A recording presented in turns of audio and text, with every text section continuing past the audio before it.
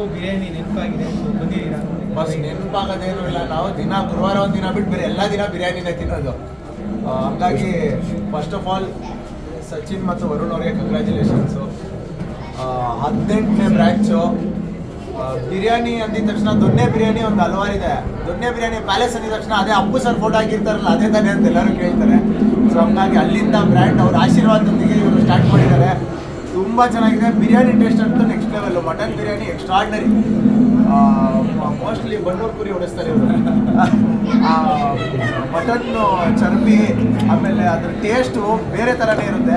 ಒಂಥರ ಎಕ್ಸ್ಟ್ರಾರ್ಡಿನರಿ ಆಗಿರುತ್ತೆ ಮಟನ್ ಬಿರಿಯಾನಿ. ಜೊತೆಗೆ ಕಾಂಬಿನೇಷನ್ ಗೋಲಿ ಫೀಸು. ನಾನು ಬಸವೇಶ್ವರ ಬ್ರ್ಯಾಂಚಲ್ಲಿ ಹೋಗ್ತೀನಿ, ಹಲವಾರು ಬ್ರ್ಯಾಂಚಿಗೆ ಹೋಗ್ತಿದ್ವಿ.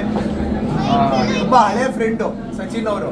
ನಾವಿಲ್ಲಿ ಚೀಫ್ ಗೆಸ್ಟ್ ಆಗಿಲ್ಲ ಬಂದಿಲ್ಲ, ಫ್ಯಾಮಿಲಿಯಾಗಿ ಬಂದಿದ್ದು. ಸೊ ಇಲ್ಲಿ ರೆಸಿಡೆನ್ಸಿ ರೋಡಲ್ಲಿ ಓಪನ್ ಮಾಡಿದ್ದಾರೆ 18ನೇ ಬ್ರ್ಯಾಂಚು. ಈ ವಯಸ್ಸಲ್ಲಿ 18 ಬ್ರ್ಯಾಂಚ್ ಓಪನ್ ಮಾಡೋದು ತಮಾಷೆ ಅಲ್ಲ, ಒಂದು ಸಾಧನೆ ಅದು. ಹೀಗೆ ನಿಮ್ಮದು 100 ಬ್ರ್ಯಾಂಚ್ ಆಗಲಿ, all over the state, all over the country ನಿಮ್ಮ ದೊಣ್ಣೆ ಬಿರಿಯಾನಿ ಪ್ಯಾಲೇಸ್ ರಾರಾಜಿಸಲಿ ಅಂತ ಅನಿಸ್ತೀನಿ.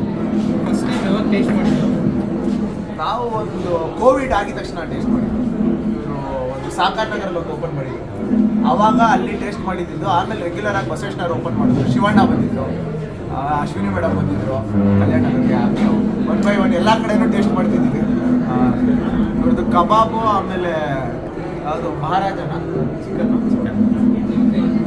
Chilli chicken extraordinary. ಸಾಕಷ್ಟು ಸ್ಪೈಸಿಯಾಗಿರುತ್ತೆ, next level. Sunday fulfilled meal.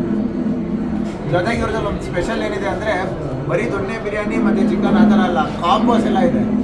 ಎಲ್ಲ ಒಂದೊಂದು ಪೀಸ್ ಟೇಸ್ಟ್ ಮಾಡ್ಬೋದು, ಸೂಪರ್ ಆಗಿರುತ್ತೆ. ಬನ್ನಿ ಎಲ್ಲರೂ ರೆಸಿಡೆನ್ಸಿ ರೋಡಲ್ಲಿ. ಇಲ್ಲೆಲ್ಲೂ ಬಿರಿಯಾನಿ ಅಂಗಡಿ ಇರಲಿಲ್ಲ. ಇಲ್ಲಿ ಯಾರಾದರೂ ಬಂದರು ಅಂದರೆ ಹುಡ್ಕೊಂಡು ಹೋಗ್ಬೇಕು ಚರ್ಚ್ ಸ್ಟ್ರೀಟ್ಗೆ. ರೆಸಿಡೆನ್ಸಿ ರೋಡಲ್ಲಿ ಒಂದು ದೊಣ್ಣೆ ಬಿರಿಯಾನಿ ಪ್ಯಾಲೇಸ್ ಥರನೇ ಮಾಡಿದ್ದಾರೆ. ಇಂಟೀರಿಯರ್ಸ್ ಎಕ್ಸ್ಟ್ರಾರ್ಡಿನರಿ ಆಗಿದೆ. ಎಲ್ಲಿ ಮುರಳಿ ಅವರು ಒನ್ ಆಫ್ ದ ಪ್ಲೇಯರ್ ಇಲ್ಲಿ. So all the best, all the very best. ನಮ್ಮ ದೊಣ್ಣೆ ಬಿರಿಯಾನಿ ಪ್ಯಾಲೇಸು ಇನ್ನೂ ಸಕ್ಸಸ್ಫುಲ್ ಆಗಲಿ, ಇನ್ನೂ ದೊಡ್ಡ ಮಟ್ಟಕ್ಕೆ ಬೆಳೀಲಿ ಅಂತ.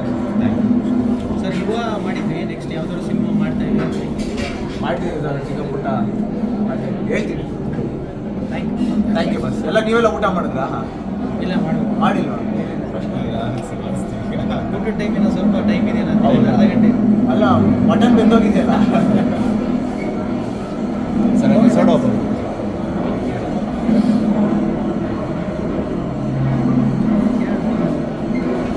ಎಲ್ಲ ಮಾಡ್ತಾವೆ.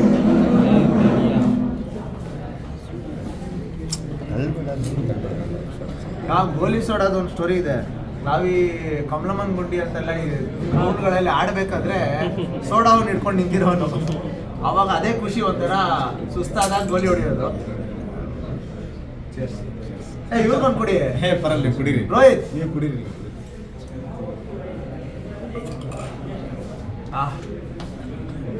ಸೂಪರ್. ಥ್ಯಾಂಕ್ ಯು ಬಸ್. Thank you.